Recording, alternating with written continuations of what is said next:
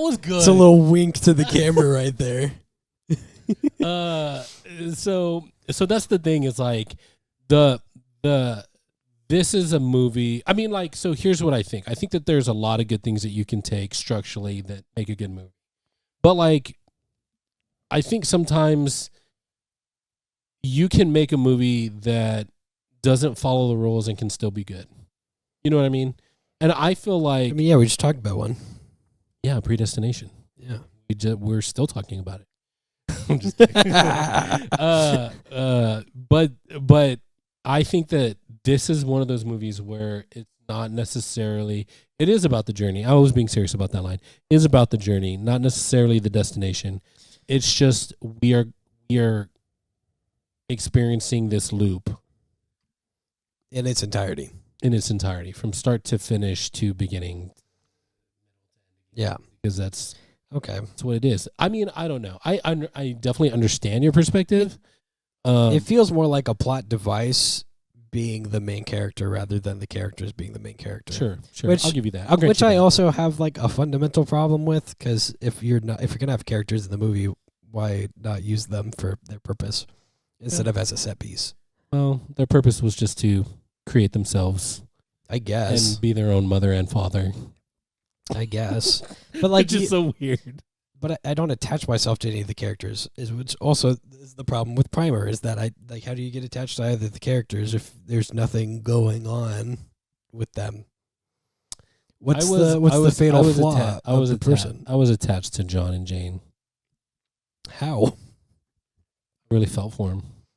You know, I mean, because it's their feelings, like, of not. I think we can all relate to the feelings of not feeling like they belong, feeling like an outcast in some ways, not feeling like in on what society says is normal to certain degrees. You know, obviously not to, but like a life full of hardship and then just looking for answers. I mean, for the time that John was trying to figure out life as a man, working as a freaking fry cook, like, we've all been a fry cook in our lives once, not literally, because I haven't. Metaphorical fry cooks. Yeah, we've all been metaphorical fry cooks, but that's the thing, and like just being, you know, pulled in like every which direction. I mean, how many times can you have your world flipped upside down? Apparently, this person is in an infinite loop of having their life flipped upside down. And in the end, it pays a great toll and causes a lot of chaos. I don't know. Like I said, I think it's my perspective on this movie. It's like it's like when you hear a bunch of people. I'm sure this happened. You hear a bunch of people talking about how great a movie is, and they saw it when it was new. You did not see it when you saw it many, many years later. And you were just like, wow, this is not great. I have actually coined a term for that exact thing. Okay, you're about to hear it. It's the Avatar effect. Okay. Explain. Did you watch the original Avatar movie in theaters? Oh, I didn't know if you were talking about that. No, not The Last Airbender. Because that's phenomenal. The blue people. And it'll never be bad. Absolutely. You're absolutely correct. Avatar, one of the best pieces of media of all time right there. Yeah. Oh, the Blue People Avatar, did you see it in theaters? Yes. And have you watched it again since? Yes. Very different movies. Yeah. Yeah. And if you missed the opportunity to watch Avatar in the theaters, I don't think I've ever heard somebody who's only had that experience and they liked the movie.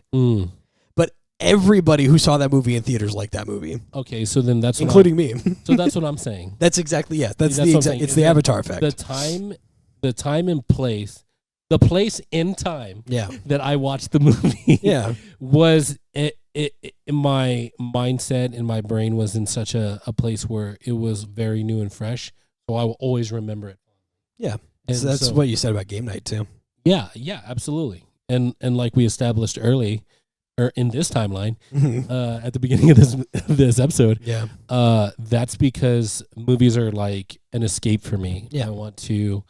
I want to just be taken into the world of the movie, and if it succeeds in capturing my immediate attention, then you're in. Then I'm in, and I was in on Predestination. That's fine. Yeah. And to your point, I'm glad that they spent so much time and effort talking about how our main character doesn't feel like they belong, just to give them a place to exist permanently. Yeah, they found to belong in. So that's that to one tell you that specific time. that everybody has a purpose, even if it's to not have a purpose forever, to forever, to burden themselves. Look, there's. I guess my big problem with this whole thing is that there was something like cooking up there that was very poetic and very deep and very I see what you're philosophical. saying. So you feel like there was something greater in the story that was and missed. Instead it went. It wasn't that neat at the end. Instead of being like, wrap the whole thing in a bow. Are we all like feeling like we're pushing against ourselves and fighting against ourselves to get where we want to be, just to end up where we don't? Sure. Absolutely. And is there something to be said about that? Sure. Absolutely. And was it said here? A little bit, but not really. Yeah. Because it was eclipsed by a bunch of weird plot devices and twists that weren't super necessary and didn't need to be placed where they were, but they decided, hey, it's neat to do it like this, instead of focusing on the character and giving that character the purpose that they so badly wanted, and instead destined them to an entire eternity of fucking with themselves. Literally and figuratively. Let me ask you a quick question then. Okay. What other movie have you seen that is like this movie? Like a Bootstrap Paradox type movie? Mean, that you would say, hey, this movie is not just that trope, I guess, or that storytelling device, but like, or like has the same would problems. you say like, man, like for instance, I would say that that The Equalizer with Denzel Washington and Taken are just like Man on Fire, except not as good.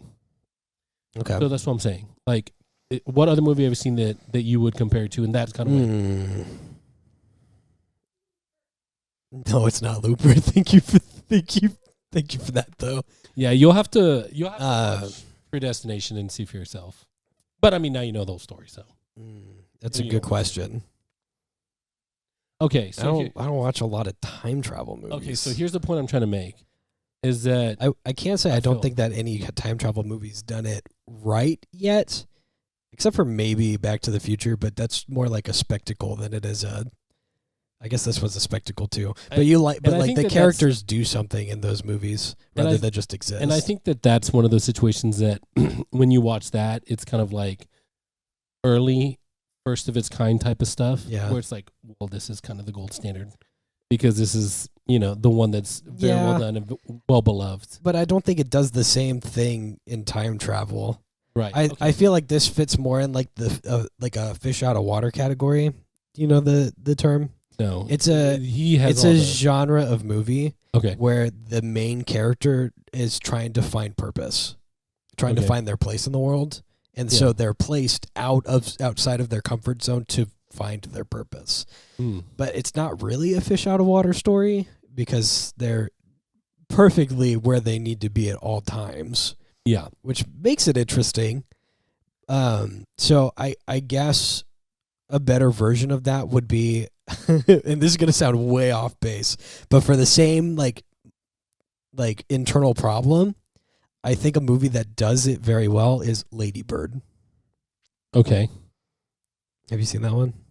That's one that I have not seen yet. Okay. But I know I've heard So Lady Bird is the story of this young woman who has problems with her mom, trying to figure out who she is as like a young teenager. Yeah. And fighting against like everything that her mom wants her to be because she's not her mom, essentially. Wow, that is pretty much the same.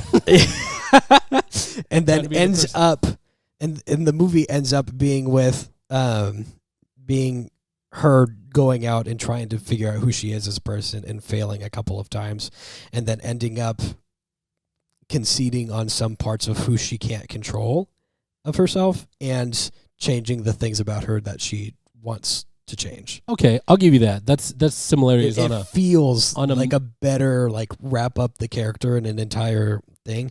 I feel like this movie would have been better if Ethan Hawke would have accepted the loop instead of tried to fight against it. Okay. You know what I mean? Yes. That last moment is not him killing himself for the sake of the spectacle, but him getting an actual, like, the ending feels a bit too rushed, I guess, is what I'm trying to say, is that he goes from, like, I'm retired now to I'm also the Fizzle Bomber to very quickly, and there could have been a span of time where it's like, hey, maybe I am wrong. Yeah. Maybe there are things that I do need to have better control over that they wouldn't let me have. Yeah, I think it also paints a good picture of just normal reality and humanity that live outside of this loop that he's in. Mm-hmm. Is that we continue as a society and as people on an individual level and on a larger scale level to make the same mistakes over and over and repeat history. Mm-hmm. And no matter whether we try to fight against it or what have you, we usually end up in the same place as we don't want to, because we try so hard to do it. I would say that's a story for a lot of people, and that's a story for a lot of societies. Societies grow and then they crumble over time due to the same things that happen over and over. And so I would say that his journey reflects what we're all trying to do, is fight against what we know is bad. But sometimes when we spend so much focus on it, it's like, what's it called? Where you speak your reality into existence. And I've experienced this. Manifesting. Where I've experienced this, where I've tried so hard not to do something that without knowing I have become the thing that I didn't want to do. I've done the things that people do that with their parents all the time. Yeah, exactly. And so that's what I'm saying. I'll never become my father, and then they do exactly that. Well, I mean, in this case, she literally became her father. Wow, the metaphors, they just keep on dragging each other into it. It could be deeper than what we initially see. Like, if we want to look at it as a story about humanity and society, then it could have those deep undertones that like he was literally blowing up things and killing people. Mm-hmm. Like, we can sometimes potentially, unintentionally create the bombs that are going to blow up later in our life. Yeah. And that has to do with the decisions that we make. Like, for instance, my knee is really bad, and that's because... And that's the second time you brought it up today. I know, because it's actually hurting today. I literally, on my way over here, walking down the steps, I was like, oh, man, this knee. But that's why it's fresh on my brain, but it also plays into what we're talking about. Because of... I was at a young adult thing with other people my age, and I was in one of those inflatable balls, and you just run into each other and knock each other over. And I was lost balance, tried to catch myself, and then felt a pop in my knee and immediately went down. And because of that, I struggle to this very day. And so that's what I think is like, we could potentially, unintentionally be our own worst enemy and be the thing that we don't want to be. And we're constantly fighting ourselves, not knowing that that's who we're fighting. Sometimes the villain is in the mirror, you know what I mean? Yeah. And so that's what I'm saying. But then you have to reconcile with that. And we didn't get the reconciliation. I mean, in the moment, he was like, I don't want to be like you, and he turned into that. Yeah. I mean, but I would argue sometimes that's true for us. Not all of us get reconciliation or redemption. Some people. But what's the point of the story?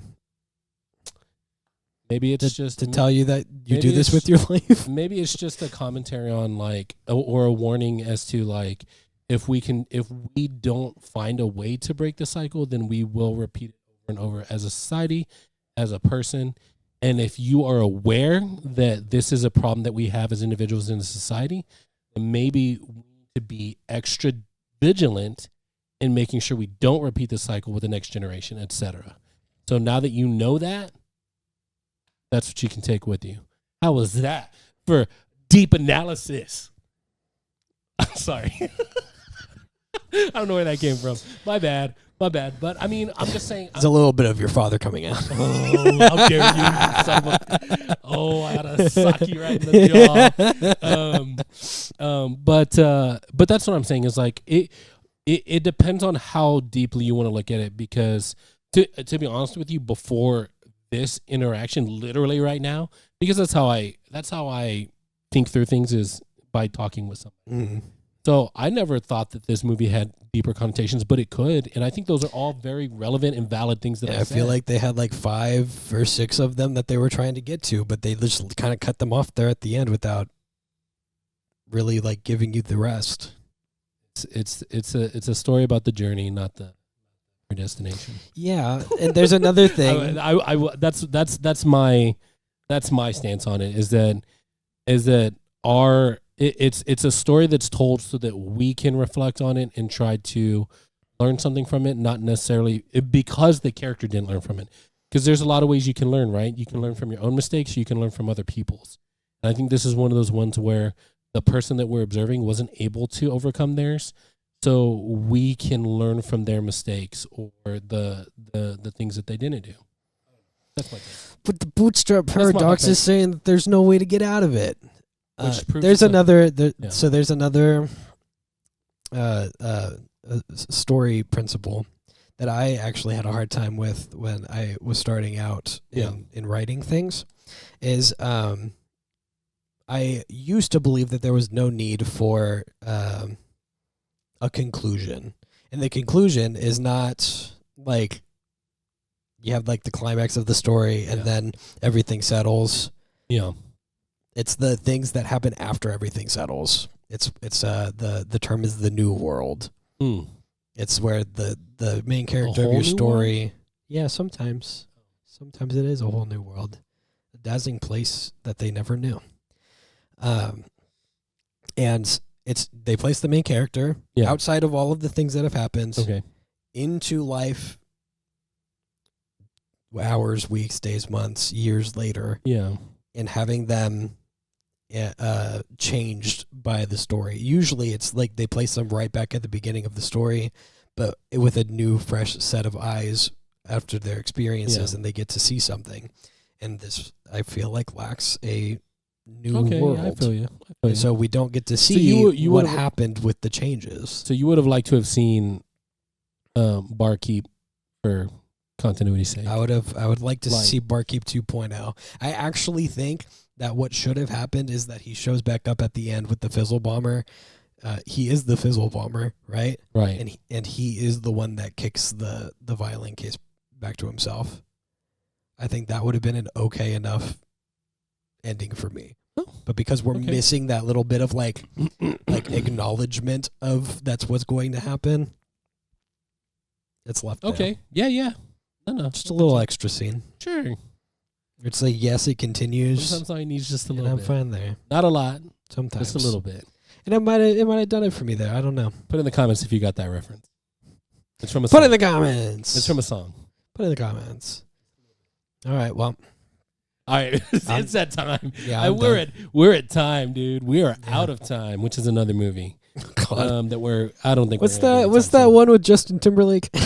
Yeah, In Time. Is that it? I think In Time? In Time or something about time. Awful. Awful movie. Yeah. So, what happens to inflation in that movie? Oh, man, it's so bad. It's our current. It's our future. Time is currency. Talk about a literally political commentary. They took time is money to a little too seriously. Place. Yeah. But anyways, yeah, that's Predestination. So, so for me, like I said, because I have had the experience I did at the time I had it, I really like the movie. I still like the movie. I enjoy rewatching it.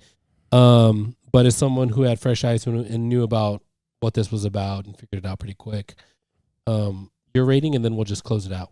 5. 5 out of 10. 5 out of 10. 2.5 stars. For me, like I said, because of my predestined presupposition, I would give it like a 7. You like a good roller coaster ride? 7, yeah. And there's nothing wrong with that. Yeah, 7. I want to be clear, nothing wrong with that. 7 to a 7.5. 7.5 is kind of high. 7. I'm good at 7. And 7's fine. 7 which is 3.5 stars. 7 people who became their own mothers and fathers out of 10. Ugh. So anyways, that's Full-Time Movie Fans. Please like and subscribe. Hopefully you'll hang out with us again. If there's any movies that you would like us to review, then let us know in the comments, and hopefully we'll see you in the comment section and on future videos. For now, I hope your day is everything you dreamed to be and more. And just to make sure everybody understands how I feel watching the end of this movie, I'm going to make sure this doesn't feel like it has a conclusive ending. So now I'm going to give you my 5 reasons why I don't think that this movie did its job. And the first one is... Hey. You look good over there. Look real good. Have you thought about sharing your kindness with others? Share the love. Maybe like the video. Click on that subscribe button. And show your friends. Yeah, just touch it ever so lightly, that like button. Move over to the subscribe button. Maybe tap your keyboard just a little bit. Leave a comment.